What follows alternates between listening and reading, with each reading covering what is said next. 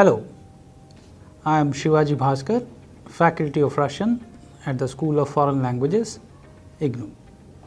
I welcome you all to this course. Basics of Russian Communication Skills Part 1. As you know that in our previous module, we have been discussing about various nuances of the tvarichalni or the instrumental case. Now, as a pedagogical tool, we shall be using several forms of dialogues to understand the nuances of instrumental case. Let's pay attention to a few dialogues now. Anton, мне нравится твой почерк. Спасибо, Борис.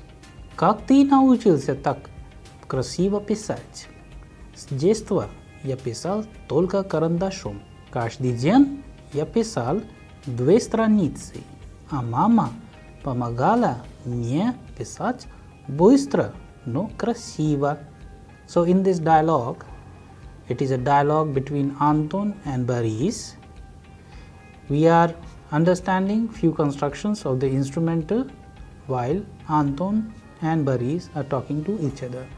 Some of the important constructions of sentences, they belong to various other cases.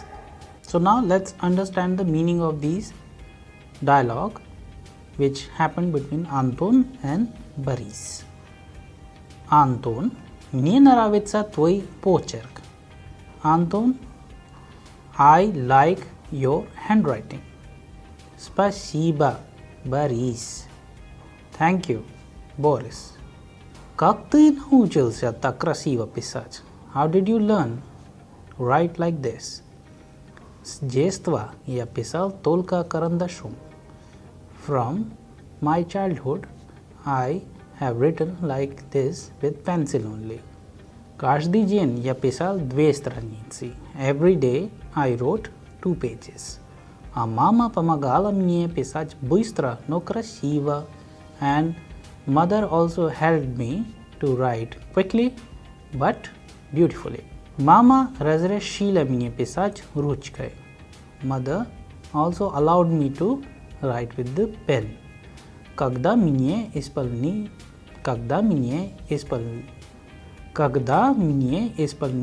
10 лет, when I became 10 years old, mother also allowed me to write with a pen. С кем разговаривает Маша? With whom Masha is talking? Masha разговаривает с бабушкой.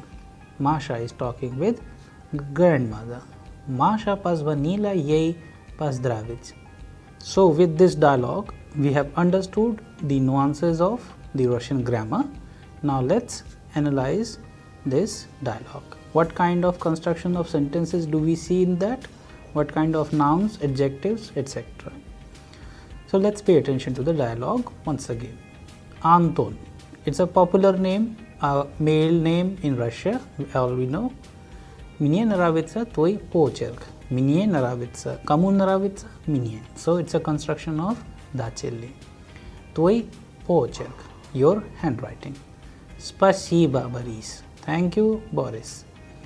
Как ты научился так красиво писать? How did you learn? So we have this construction of научиться in the past tense form, научился for ты, singular in past tense.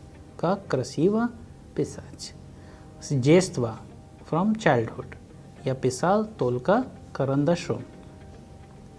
Писать, the verb has been conjugated in the form of past tense singular for masculine я. Я писал только карандашом. Каждый день я писал 2 страницы. Every day I wrote 2 pages. So as we have done modules on the genitive case, одна страница, 2 страницы. So this is the basic concept. How do we follow the counting if we have the nouns of feminine gender like страница. So каждый день я писал 2 страницы. Had it been book, каждый день я читал 2 книги. So like this you can also change the gender of the nouns. А мама помогала мне писать быстро, но красиво. And mother helped me to write quickly but beautifully. So here the expression is Mama Pamagala. So Pamagach, we have used the construction Pamagala in the past tense form for feminine gender. Mama Pamagala kamu minie. Pamagach kamu. Pamagach kamu dative. So minie. So I changes into minie. Pisach быстро, но красиво. Mama разрешила мне писать ручкой. Here we have the beautiful construction of dative as well as творительный падеж. How? Mama разрешила мне. Кому разрешила? Мне разрешила делать что? Делать писать. To do writing. So pisach is to write, and none, whenever we have the verb pisach with something or some instrument, the case is known as instrumental. So ruchka changes into ruchkai. Pisach chem ruchkai, because ruchka is a singular noun for feminine gender. So it changes into ruchkai. Когда мне исполнилось 10 лет, when I completed 10 years. So when I became 10 years old, mother allowed me to, or mother permitted me to write with a pen. So here in this dialogue we have learned a lot of new constructions of the sentences. We have gone through various aspects of the Russian grammar. We have seen construction belonging to dative, instrumental, etc. And we have also seen the usage of the verb conjugations in past tense. I hope the concept is clear to you all. Now we shall go ahead and look at a few more dialogues. So let's have some questions first.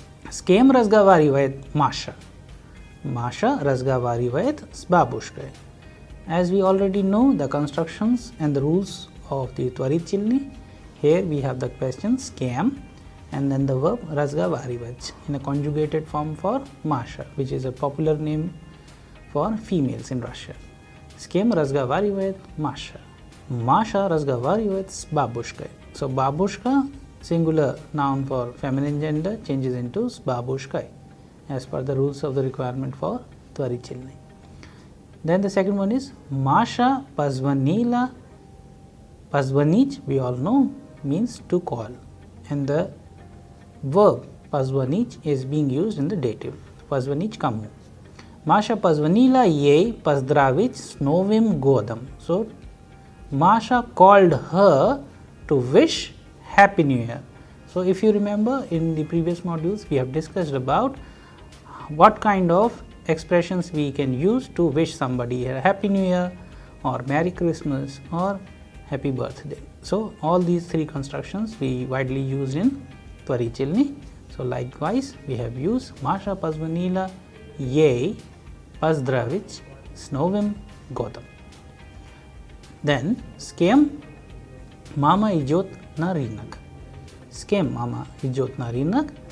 Suppose if you want to use the noun брат, then с братом мама идет на рынок.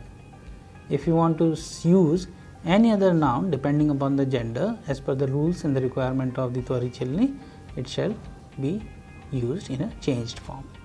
So I hope the concept is clear to you all. Now let's go ahead and pay attention to the answer of the question. Mama идет на рынок с дочерью. So here we have another noun, дочь, changes into с дочерью as per the requirements for the творительный. Вечером они ждут гостей. So кого они ждут? Они ждут гостей. Когда они ждут гостей? Вечером. So these kind of questions you can easily make out from these sentences. Now we will be taking a list of different nouns depending upon their gender as well, and we shall change them to the requirement of the nouns endings in творительный. So the question would be кто, and in творительный the question is кем. So the words are программист, товарищ, муж, водитель, Андрей. Программист changes into программистом, товарищ changes into товарищем, Muž changes into mужем, водитель changes into водителем, Андрей changes into с Андреем, карандаш changes into карандашом, нож changes into ножом, портфель changes into портфелем, and топор changes into топором. So, like this, you can also change many other nouns depending upon their gender and use them accordingly.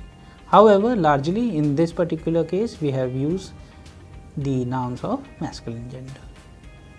Now, let's go ahead and pay attention to a few new exercises with the help of a dialogue.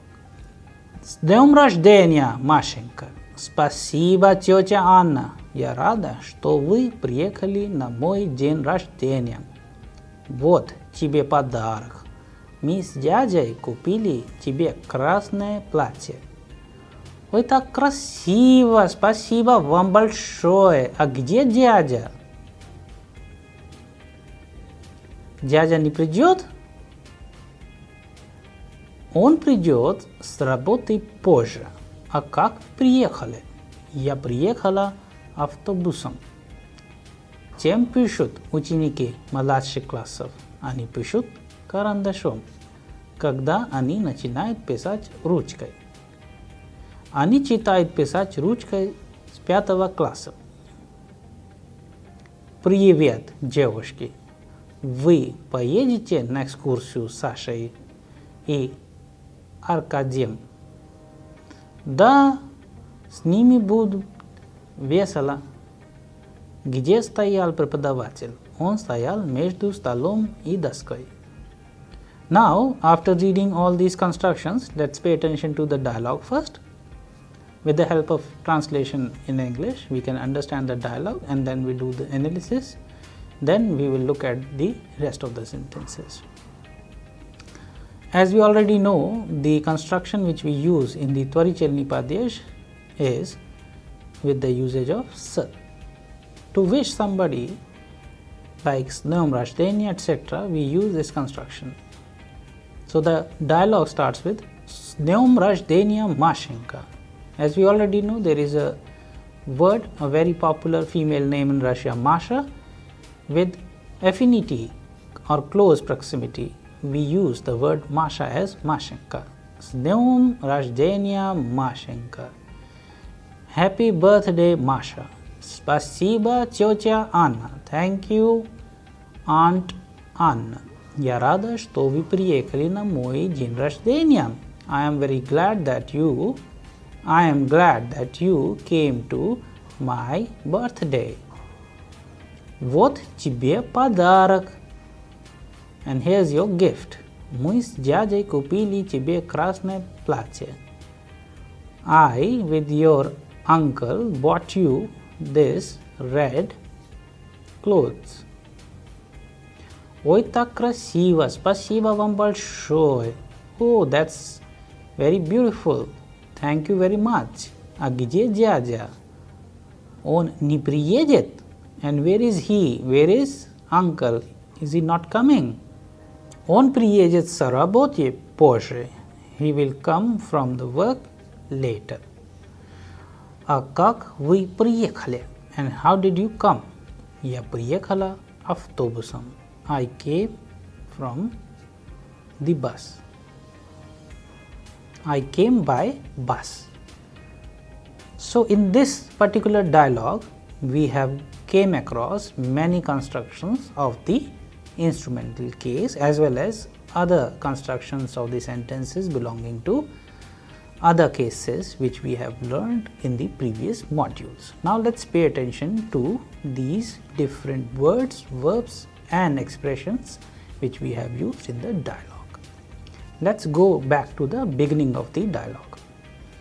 So the first dialogue is Dnam Rajhdenia Mashenka. Happy birthday, Mashenka. Mashenka is Masha only, but in a fashion that how Russians actually call somebody who is very close to them with this style. So Masha changes into Mashenka. Спасибо, тетя Анна. Thank you, Aunt Anna. Я рада, что вы приехали на мой день рождения. Suppose if we want to use a masculine gender noun in place of Masha, suppose Anton, so we would have used Ya Rad. So likewise, as per the requirement of the gender, Rad changes. For male it is Ya Rad, for female it is Ya Rada, and if it is plural, Mui Rad. Что вы приехали на мой день рождения? Приехать means to arrive. In past form, приехали. Вы приехали. Вот тебе подарок. Кому подарок? Again, it's a construction which we use in the dative. Кому подарок? Тебе подарок. Мне подарок. Вам подарок. Like this. Мы с дядей купили тебе красное платье. Я, it means, мы means we, с дядей, along with your uncle. Dyaja changes into djajai as per the requirement of the Tvarichelny while using s. Djajai купили тебе красное платье. Ой, так красиво. Ой, it's an expression which we use in Russian to signify or to indicate exclamation. Wow, like this. Так красиво. Спасибо вам большое. Thank you very much. Где дядя and where is uncle? So here again we have used the expression где to indicate where. Дядя не приедет. Right now uncle will not come. Он приедет с работы позже. He will come from work later. So with this you can understand the usage of some of the verbs of the glagoli dvizhenya or the verbs of motion. Приехать, приедет in the past form, in the present tense form, and now the expression to come late from the verb is приехать с работы позже. Как вы приехали and how did you come? Я приехала автобусом. I came by bus. So like this you have understood the usage of dative. You have also seen construction of the instrumental case. You have also came across a few construction of sentences while using verbs of motion in conjugated forms. So I hope with this you can also make your own dialogues and you can change the names of people who have been used in the dialogue. You can also change the gender of the nouns required in this dialogue and make your own dialogue. It would be very fruitful for you in order to understand the nuances of the Russian language easily. Now we shall understand the meaning of the rest of the sentences which we have used in this particular module. Чем пишут ученики младших классов? Они пишут карандашом. With what the students of junior class writing? Они пишут карандашом. They are writing with pencil. Когда они начинают писать ручкой? When do they will start writing with a pen? Они начинают писать ручкой с 5 класса. They will start writing with pen from 5th standard or 5th class.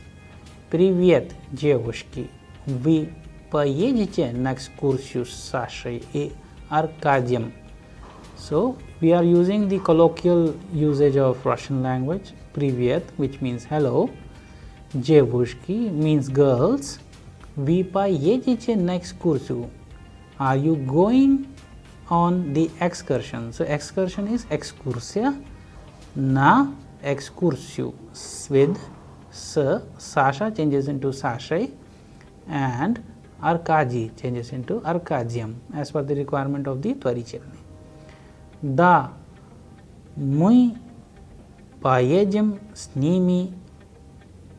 Да, с ними будет весело поехать. Yes, going with them would be interesting, would be very nice. Где стоял преподаватель? Where the professor is standing. Он стоял между столом и доской. He is standing in between the table and the board, blackboard. So here again you have came across the constructions where we are using the Tvarichilni Padesh, indicating with the help of the word mezhdu. So like this you can also make your own sentences and small dialogues. Now let's go ahead and pay attention to a few new words. Let's have a few words of the neuter gender and we will see and they are being changed to the Tvarichilni. Что – слово, чем – словом, яйца – яйцем, молоко – молоком, варенье – вареньем, печенье – печеньем. So like this you can see the difference between the endings of the nouns in nominative, how they are being changed into instrumental. Now since we have already understood many nuances of the Tvarichilni, let's take a few more dialogues. Алиса, ты уже поела? Да, я взяла блины с вареньем и яблочный сок. Я, наверное, возьму пироги с яйцем и апельсиновый сок. Here it is a very interesting dialogue between Alisa, and this is a very interesting dialogue between Alisa and her friend. Alisa is a popular name, means Alice in English. Alisa, ты уже поела?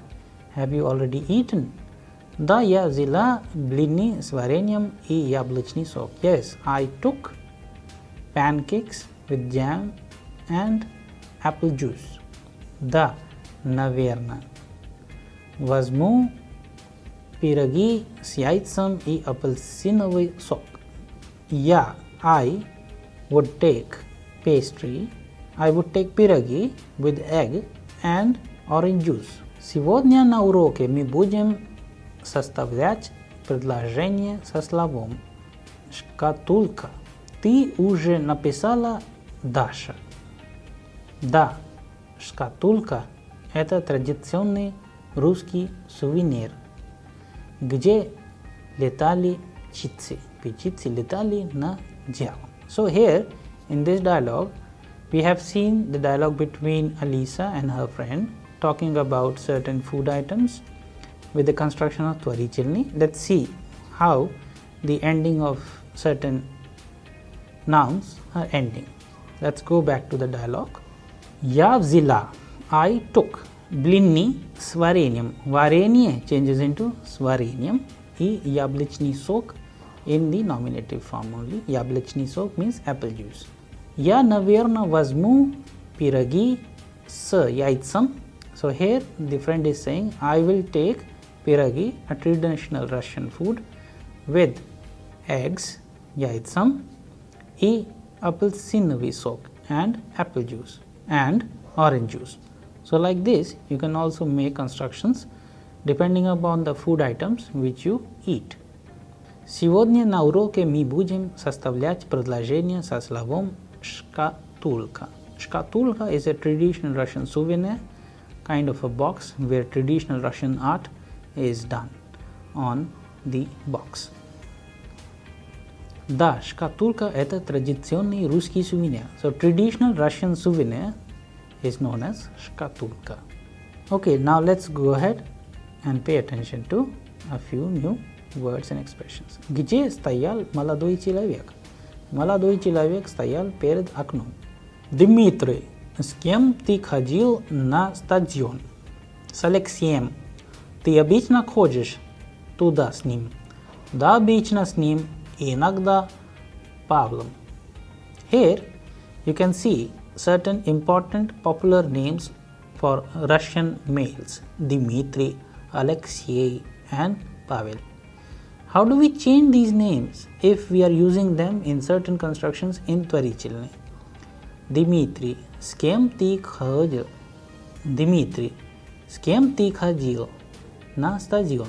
So, Dmitry, with whom did you go to stadium? С Алексеем, with Alexei. So, Alexei changes into с Алексеем, with Alexei in Tvarichilni would be с Алексеем. Ты обычно ходишь туда с ним? Did you often go with him there. Da обычно с ним, а иногда Павлом. Da обычно с ним, а иногда с Павлом. Yes, normally with him and sometimes with Pavel.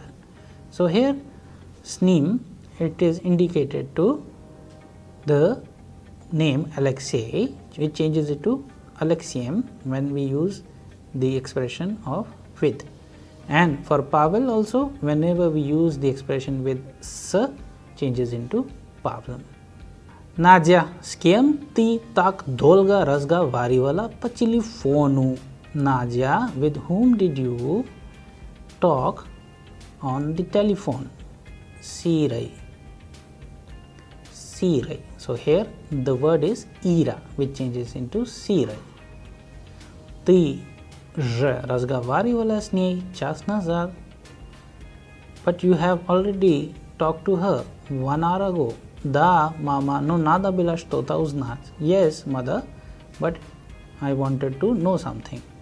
So here with certain constructions of the dialogues, we have tried so that you can understand certain constructions of the Tvarichelny, like Skem, Spavlai, Sirai, Salexiam, Santonam, Smamai, Smashre, etc.